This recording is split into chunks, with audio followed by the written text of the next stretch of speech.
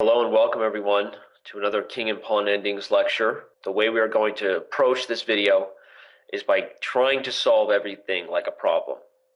One of the things you can do as you study is try to treat everything like an OTB situation, over the board. So put some effort in to try to solve it and calculate it before I give you the answer.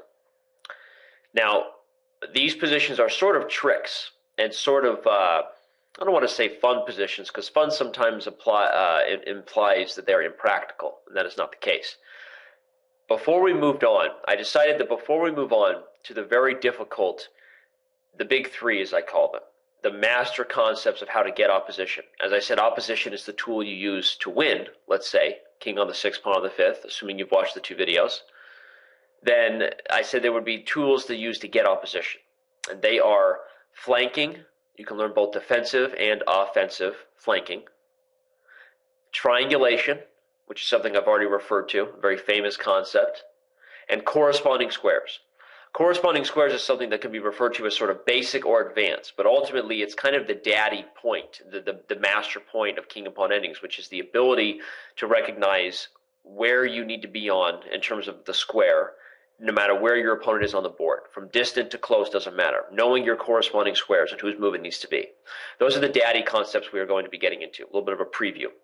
Before we do, we are going to solve some practical positions that semi-reinforce the ideas we've already learned and semi-preview the ideas that are to come. So, this position here is a position where white is playing and the king is already within the box. If you remember, we have a box based on where the pawn is and the two queening squares, both right directly and diagonal. The king is within the box. So if you simply push forward, the king is going to catch you. You push, he is going to catch you. Okay? The easiest way to win this is simply to change the nature of the box by white making a sacrifice. D6, exclamaviach. Black has to take the pawn, and now when white pushes, black is unable to maintain the box because his own pawn is in the way. If he tries to come on a diagonal, he is too slow. And if he tries to come straight and around, he is too slow. And if he tries to push, he is too slow. If white tries to push, as I already alluded to, black is going to catch the pawn. Now, white can try to move the king forward, which in many cases here has put black in some sort of zugzwang.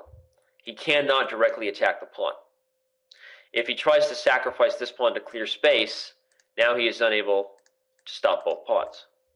Does he have enough time to come around? The answer is actually no. White reaches it just in time. So white has two ways to win this. One is to recognize the box, but put black in a zugzwang situation and only then bring the king forward. But the most direct is to eliminate the box by making a sacrifice, taking away the squares from the enemy king, and then making progress. That is position one and a very practical idea to know. It's the beginning of understanding the breakthroughs, where you start to understand this concept that in King and Pawn Endings, it's not always how many pawns you have left, it's who gets a queen first. So making a sacrificial breakthrough is something that is a repeated pattern throughout your learning process. Next position. A very famous one. White to play in this position. Your pawn on c6 is 2 squares from getting a queen. That's awesome. We love that. But black's pawn, although further from getting a queen, is impossible to catch for the king, for the white king. At least impossible without any other sort of threat. So the question is, what can white possibly do in this position? How does he make progress without simply letting black make 2 moves to take the pawn, knowing that you have almost no chance of catching the black pawn? It's impossible to see until you understand the dynamics and the geometry of the chessboard. So, what is the concept here? I'll give you a few minutes to think about it. Okay, assuming you've taken a second to figure this out, we're going to take a look. The drawing idea, you must first play the only logical move. If you push this pawn, he's going to take it. So you play king to g7. Still not necessarily sure if you're making progress, but you have to bring the king closer somewhere. He has two moves. He can come forward and try to take your pawn, or he can push. Let's say he comes forward to try to take your pawn. Here's where you see our first key idea in action. We play king to f6. Now, still seeming like this is hopeless, it's not like we're defending this pawn, but we are threatening to trap his pawn. So if he takes our pawn, it's an easy draw. So he pushes. Now we need to somehow do both things. We need to get closer to taking this pawn, but also try to defend this pawn. And there is one square that achieves that goal. e5. e5 is a key move that not only places your king along the box, by the way, places your king along the box, meaning that if he takes it, you're able to trap the pawn, but also threatens to come closer to the other pawn. If we both simply push forward, both sides will make queens at the same time. He can't stop you, because any move he makes with his king is one more move you can make with your king. So we see this concept in action where our king is actually using the geometry of the chessboard, which is sometimes, even though it doesn't look the same way to the eye, a diagonal reach is just as clear as a straight file reach when it comes to a race. That's the beauty of the king, right? So if we look at it again, what if instead of simply coming forward, he just starts pushing and says, do you really even have a chance? Well, you start to notice the dynamics that if he pushes too far, it's now irrelevant for us to catch the pawn because our king has improved himself. As long as we remember to play this move first, which threatens to queen with check, either he queens and we both queen at the same time, or we come forward and the game is a draw. This is a famous composition, and one that, although it does not seem totally practical, really important concept to get your brain around. And as we start to look at more difficult things, all these concepts sort of pile on top of each other that we've done in the first 3 videos, and will improve your knowledge to solving much more difficult positions. Now we move on to another position, which is something that executes an idea that we have learned in both fashions. Two things we've learned. White to play in this position. Before I give you any answers or clues, you may take a few minutes to try to solve what you would try to do in this position as white. Okay, assuming you've done so, we're now going to look at the fact that this is a very tricky position. You may have calculated the basic idea of king to f2, king to d7, king to g3, king to e6, king to h4, king to f6, and white wins the h5 pawn. Not only do you win the pawn, but if you notice, if you've already remembered the distant opposition idea I taught you, unless he is able to get some form of direct opposition, he is not going to be able to draw. Again, we see the idea. Seems very direct and very straightforward, and Danny has completely lost his mind. This is no difficulty at all. But if you did not anticipate the best moves from your opponent, then shame on you. As you notice, all these positions have some sort of concept and trick. After king to f2 for white, black is going to play h4. Now the idea is that you say, well, thank you very much for getting me one step closer to winning the pawn. But then you see an unexpected shot, which is h3, exclamavich. Now you may notice as soon as he takes the pawn, what do we have here? Danny's not totally crazy. By sacrificing the pawn, the king is just inside the box and he will catch you in time. You know you don't have any hope of coming forward with the king because, as you've already learned, the corner pawn is not able to win. In this situation, as long as the king reaches in front of the pawn, the game is a draw. So if we come directly forward, we have to anticipate this idea of h4. Now, if we come around to g1, and perhaps you saw this idea of h4, and you said, well, I need to come slower so that I can get my king to h2, which in turn would prevent him from playing h3, because I can take with the king instead of the pawn, avoiding the corner pawn. Well, that would be smart of you, and that would be the next step in your thinking, hopefully. Unfortunately, you're too slow. If you do simple math, king d7, king h2, king e6, king h3, king f6, king h4, he gets to the pawn in time. If he's defending that pawn, you have no chance of winning. So king g1 would be nice, but it does not do the job because you are too slow. Well, now we're frustrated. We wanted to play king f2 because of Danny's stupid pawn sack. We're unable to do this. We'd like to play king to g1, but because it's too slow, we are unable to do this. How can you combine the ideas here of distant opposition and also not allowing him to make this pawn sacrifice. There's only one way to do it. You can have another couple of minutes to think if you wish, but I'm going to move forward. You play king to f2, exclamaviach, and after h4, the king comes back to g1, double exclamaviach, twins. You've made almost a waiting move, but in doing so, although it first seems unappealing to the eye, it's counterintuitive. If you remember that the more you learn king-pawn ending concepts, it doesn't always matter if it looks pretty. The board is dynamic. The geometry of the board is dynamic, and the king is one of the only pieces, besides the queen, that can guard every square around it. So the king can make just as much progress on diagonals as it does on straight forwards. If you actually do the math in terms of how many squares it takes to get to the king, coming to g1 is not that much slower. The fact that he has pushed the pawn means that now, when he comes forward, he is unable to reach either the defense of the pawn or direct opposition, which is what he needs to hold. Once again, diagonal opposition will not work for the defender. If he goes here, we will go here, preparing to march. And if he goes directly in front, we will take our opposition again and rinse and repeat, just like the lady told us to do on the shampoo commercial. So, remember this idea, a very tricky one. And I'm not going to start immediately moving from basic concepts to very tricky positions. I would doubt the majority of you were able to solve that in a given time frame.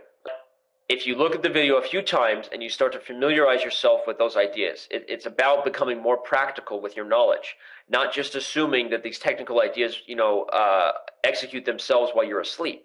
You have to anticipate multiple defensive ideas for your opponent. Remember this concept. Now we move on.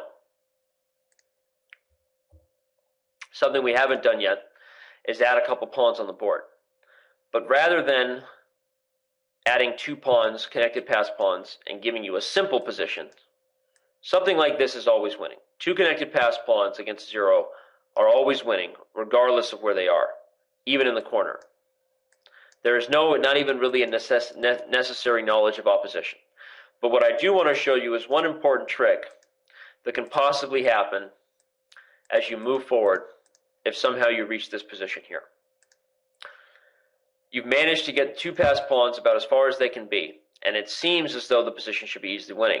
But white has a little bit of trouble making progress. In fact, if the king won either one of these 4 squares right now, the game would be a stalemate. So again, making some sort of triangulation idea, trying to trick your opponent, is not necessarily going to help. Instead, you have to understand a different trick, something that we executed in an earlier example, the last video, stage 2. Remembering that if you know a position is winning, it doesn't matter how many pawns you have left. What matters is that you get a queen.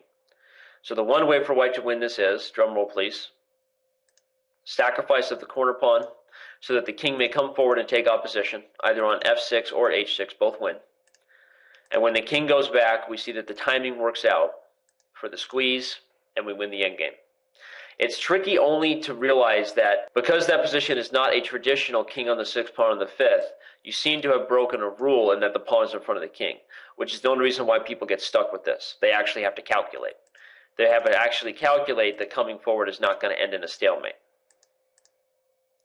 An important concept to know, and one I wanted to add to our basic knowledge before we move on. Again, we are going to be covering much more complicated things. The next position is a fun position, but again, we imply fun only in the sense that it's something to solve and maybe not the most likely position to occur in a game, but an important idea to understand. Many of you may have seen this position, as it's a pretty famous one. We are not going to cover this one just for kicks and giggles. We are getting toward a much more complicated idea, the more practical application of this concept. It is white to play, and you have a few minutes to figure out what you do here. Okay, assuming you've taken those few minutes, how does white win this? Is white even winning? If you haven't been able to see a clear way for white to use his pawns, then you may notice that you're in a much worse off situation. As the kings make their progress toward the pawns, who's going to win? I'd say black is. Much shorter distance. Example, if the pawns become locked, the black king is much closer. If you're lucky, you'll get a draw by getting some sort of opposition when you get over there and be able to hold down a pawn. But even that is maybe unlikely. Okay, so with that said, how can we make a breakthrough, knowing that the black king is closer and that we must get a queen before his king can catch our pawns? We remember this idea that the breakthrough is more important than how many pawns you have left, and we push the middle pawn. The board is now split and he must capture it. must capture the pawn in one way or another.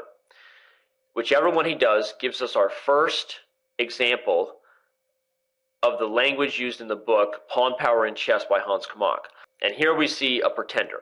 A pretender is a pawn that, regardless of its position being attacked, if for that moment or if for a long time there are no pawns directly in front of the file, the pawn has the potential to become a queen if there is help. So this pretender is created when he takes with this pawn. Now the problem is, okay, if you push, he's still going to take it. So it's not like he's a pretender about to become, a contender. How do we make him a contender? We sacrifice a second pawn, forcing him to capture, and then we move forward. You see that it's not even close that white will be queening before black does. If he takes with the f-pawn, we see the same concept. The opposite side of the board is sacrificed, and white queens. This is a very important concept to understand. It's a breakthrough concept that will help you as you get to more and more practical positions. You must always be calculating breakthroughs and sacrifices, regardless of the opposition ideas you learn. You cannot miscalculate, because again, it doesn't matter how many pawns are left if someone has a queen. So, sacrifice, slam, jam, bam. Now, the next position that executes this idea is again a slightly more practical one. This position is known as the grip. The grip is a pawn structure that actually occurs directly from certain openings, including the Caro-Kann advanced variation. In this position, white needs to make a breakthrough once again because his king is completely out of position. If it becomes down to a straight race, black will win. So you can take a few minutes if you want. Assuming you pause the video, we move forward. White can start by pushing either pawn, f-pawn or g-pawn, because in any case, the enemy is not able to take, as you can see, instantly giving you a pretender who will be helped by his friend and become a contender. Example, we push, chopalicious, the game is over. So we can push either way, and this is the case. He cannot take it, so he moves the king. Now, we need to make progress as quickly as we can, but the king is getting closer. The only way to do this in the most efficient way that he cannot stop you is by sacrificing a second pawn. Immediately looks strange to the eye, but you notice that can't take this way because we make a sacrifice, followed by turning our pretender into a contender, and the game is over. If he takes this way, rinse and repeat, just like Shampoo Lady says. So he moves the king forward, but in any case, we were threatening the third breakthrough, which is pushing this pawn, splitting the board, and we take care. This is known as a lever. When you have a chain, this is a lever. By eliminating the base pawn, you are able to eliminate the lead pawn, which in many cases becomes a passer. Again, that is Pawn Power in Chess lingo by Hans Kmoch. That is a lever, eliminating the chain. There are both defensive and offensive levers. A chain lever is an offensive lever where you can eliminate the base pawn, followed by creating a passer for yourself. And we see that idea executed to the fullest here in the grip. And the game is over. Notice that we don't push this pawn, only because if he takes it and we take here, the king is close, and he's able to catch us. So we see the grip in action. Before we move on to the final daddy position I will leave you with, I will show you, as I said, what a defensive lever is. I just showed you an offensive lever, where you remove a chain pawn, a base pawn, to create a passer. Here is a defensive lever. In this position, I need to make it black to move. In this position, with black to move, he has a chance to use a defensive lever trick, a fork trick. You can call it the fork lever or defensive lever, where you sacrifice this pawn, forcing him to capture, and you move directly in front. For the moment, you are down 2 pawns. However, the king must move. You take this pawn, and if you've done your homework, boys and girls, you know that this position is already a draw. Black is holding the position by coming straight back from the pawn, and this process will repeat all the way up the board until we have a stalemate by force. So that is your defensive lever trick. Our final climax position is one that is a really fun one. And again, fun meaning this position is technically not impossible, but is completely improbable. However, because it is a max version of these breakthrough ideas, both the first breakthrough we did with the 3 pawns, and then the grip idea, because it is an extreme version of that, and therefore more complicated, it's a good one to practice. Go ahead and pause the video. White must first split the board. What White wants to do is find some way to get this king to have to guard one of the sides of the board so that he can make the breakthrough on the other side of the board.